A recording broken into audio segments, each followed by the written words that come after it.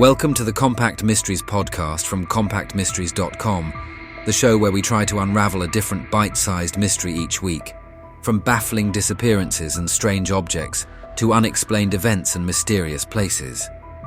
This is episode 44, The Mystery of the Babushka Lady. The assassination of President John F. Kennedy on the 22nd of November 1963 remains one of the most analysed events in modern history. The Zapruder film, The Grassy Knoll, and the Texas School Book Depository have all become etched into public memory. Yet amid the grainy footage and still photographs, one figure stands out, a woman, standing calmly among the chaos, holding a camera. She wore a headscarf, similar to those worn by elderly Russian women known as babushkas. No one ever identified her, and she never came forward. But she was clearly filming, and she may have had a better vantage point than anyone else. Who was the Babushka Lady? Why did she never surface? And could she have held a key piece of evidence in one of the most scrutinized moments in history? The Babushka Lady was seen in multiple photographs and films taken during the assassination in Dealey Plaza, Dallas. She appears to be standing on the grass opposite the presidential motorcade, not far from where Kennedy was fatally shot. In several frames, she is shown holding a camera, possibly a film camera, and appears to be pointing it toward the motorcade just moments after the fatal shots were fired. Despite the panic around her, people ducking, running, dropping to the ground, the woman remains upright, composed and focused on her camera. Her poise is striking. Even the name Babushka Lady was coined because of the scarf on her head, rather than because anyone knew who she actually was. Her position in the plaza would have provided a unique vantage point for the shooting. Her footage, if it ever existed, could have offered vital visual evidence, possibly even clearer than the famous Zapruder film. But the film was never recovered, and she was never confirmed to be anyone at all. In the years following the assassination, law enforcement, journalists and researchers combed through footage, photographs and eyewitness testimony to identify the mysterious woman. The FBI reportedly appealed to the public for anyone with footage of the incident to come forward. Many did, but no one matching the Babushka Lady's camera angle ever emerged. It is as though she vanished along with whatever she may have captured on film. In 1970, a woman named Beverly Oliver came forward, claiming to be the Babushka Lady. Oliver said she had filmed the assassination with a Super 8 Yashica camera, which she later handed over to men claiming to be FBI agents. She claimed that the film was never returned and that she was discouraged from speaking about it.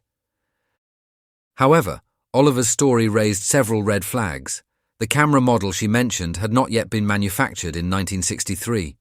Critics also pointed out inconsistencies in her timeline and details. She was in her early 20s at the time of the assassination, while the woman in the photos appears to be older. No definitive evidence has ever connected Beverly Oliver to the Babushka Lady. Her claims, while intriguing, remain unproven. Perhaps the most tantalizing aspect of the mystery is the idea that the Babushka Lady may have captured the assassination on film. Given her proximity to the action and the fact that she remained standing and focused, many researchers believe her footage could have shown key details, the direction of the shots, reactions from nearby individuals, or even multiple shooters.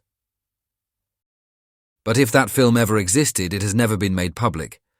There are three possible explanations.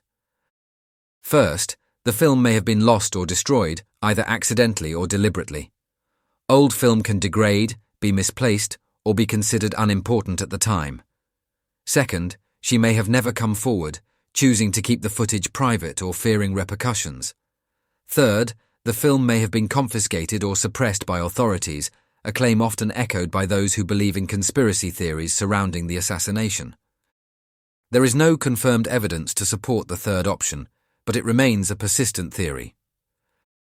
As with nearly everything related to the Kennedy assassination, the mystery of the Babushka Lady has become fertile ground for conspiracy theories.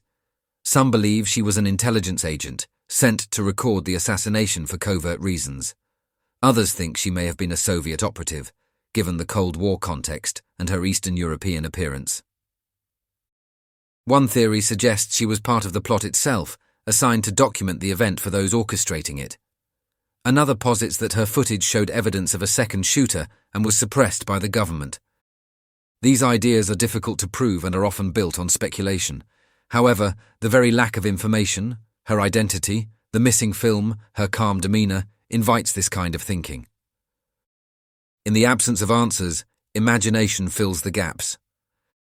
If Beverly Oliver was not the Babushka Lady, then who was? No other woman has come forward with a credible claim. No names, leads, or tips have produced an identification. Attempts to enhance the original photographs have been largely unsuccessful. Her face is obscured in most images, and technology at the time did not allow for high-resolution facial recognition. Today, even with the aid of AI and forensic photo analysis, the images still offer little detail.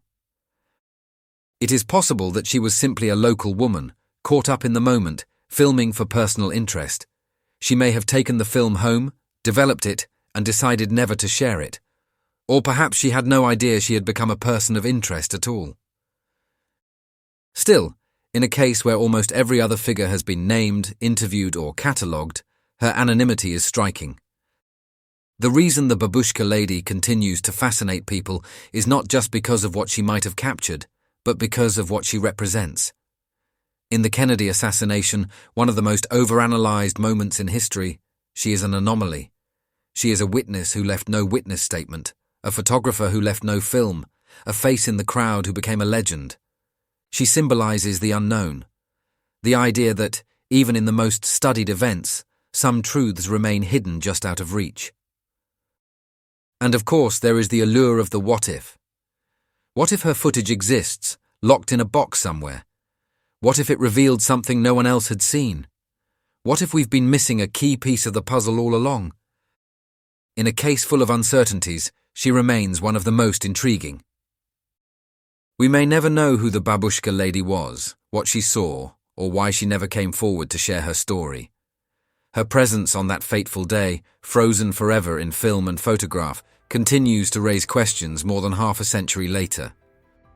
The truth, if it ever existed on film, may already be lost to time. But in the silent frames of the past, she continues to watch. I hope you enjoyed that episode of the Compact Mysteries podcast from compactmysteries.com.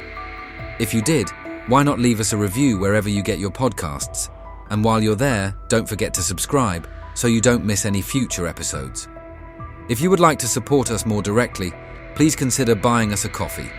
Head on over to compacthistories.com/mysteries coffee to see how. Also, please check out our other Compact podcasts. You will find them all at compacthistories.com. Thanks for listening, and I'll see you next time.